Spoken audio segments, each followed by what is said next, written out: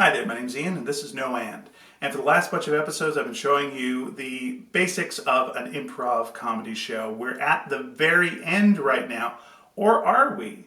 The scene I told you about yesterday was a day in the life scene. Now, you can do a little cheat here if you want, and after the day in the life scene, you can pretend that the show's over. If you want, take your bows, thank everybody, and leave if you think that there might be an encore situation happening. And if so, this is the scene you do for the encore. If you think that there's not going to be an encore, this is the scene that you do in the actual show itself. It's called Moving Bodies, and here's how it works. The MC goes to the audience and asks for a volunteer, or as many volunteers as there will be performers on stage. When you get your volunteer, explain to them that the actors can't move in the scene. They will be supplying all the movements as if they were a giant doll. So try to imagine these are dolls. Oh, you're doing it? Hey, well done. Okay, that's great.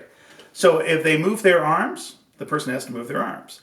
If they want to walk, the person has to grab their pants and take them for a walk. If they want to bend over, they'll push them over that way, but they have to make sure that they only bend them in ways that people can bend and at a safe speed.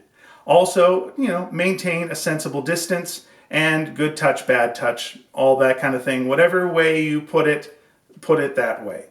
The scene then begins with whatever task they ask the audience for, such as what is something you could do in the backyard on a Saturday, and build a shed. Fantastic. They then proceed to do a scene with building a shed, going back and forth with the person moving their bodies. Build the task up more and more so it becomes more and more difficult, and anything that is going slowly or going wrong, comment on it, but in a jovial way, not in a mean way, until things escalate to the point where it becomes chaotic and the person behind them can't possibly keep up all of the action. When it builds to the highest point of comedy, end the scene. Now, I don't know why this scene does so well, but I've done it hundreds of times, and let me tell you, it does. If I was to take a guess, I think it's because it's built on everything that we've done through the entire show. That relationship we have with the audience. Them trusting us, us trusting them, and doing the show together, not having us doing a show at someone. And so we bring the audience up and end it with just some wonderful comedy chaos that we're all part of, like it's a giant party, in a way that I don't think any other show could do. Like, you wouldn't get that in an opera where they bring up people at the end for a sing-song or ballet, bring them all up and everyone gets to be a swan. Only improv can do this, and this scene does it in the best possible way.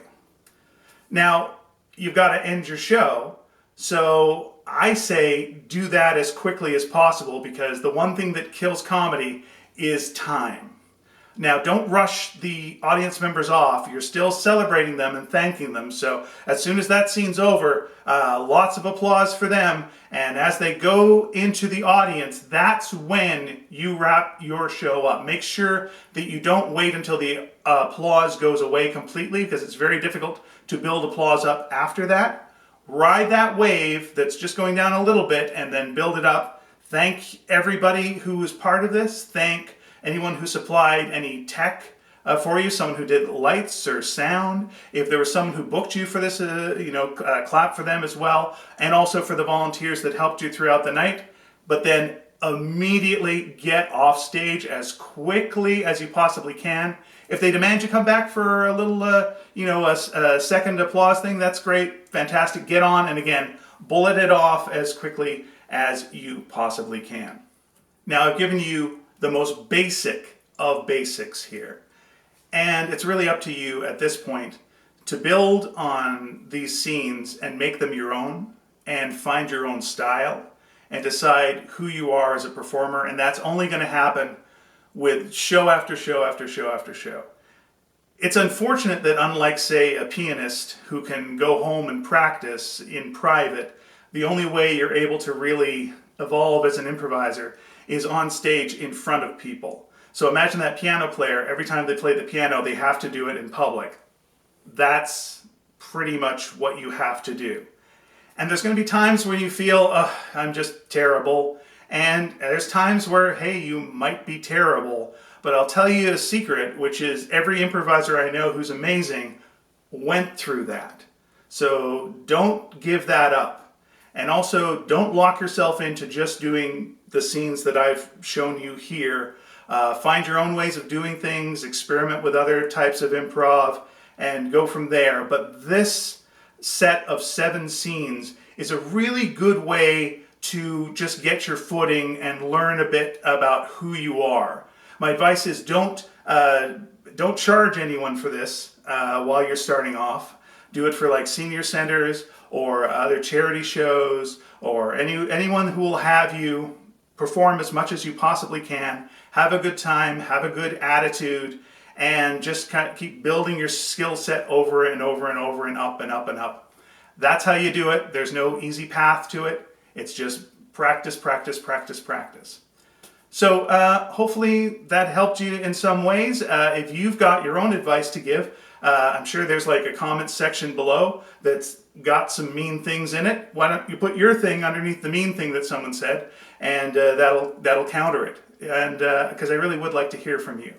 Thank you so much for your kind attention over the last couple of days or the last couple of minutes if you're just binge watching this in the future. And if you are watching this in the future, we're recording this right now when we're not allowed to leave the house. So how is the future? Is everything okay? I hope you're okay. I trust you're okay and the people are outside doing improv again. I hope you are. Anyway, thank you so much. I've been Ian. This has been No And. Thank you to everyone who's helped with this.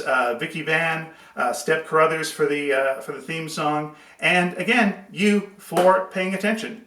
And now, as always, this is the right direction I go. Right this way. Here I practiced this now like 7 times. So I got it. Here, you ready? Here it goes.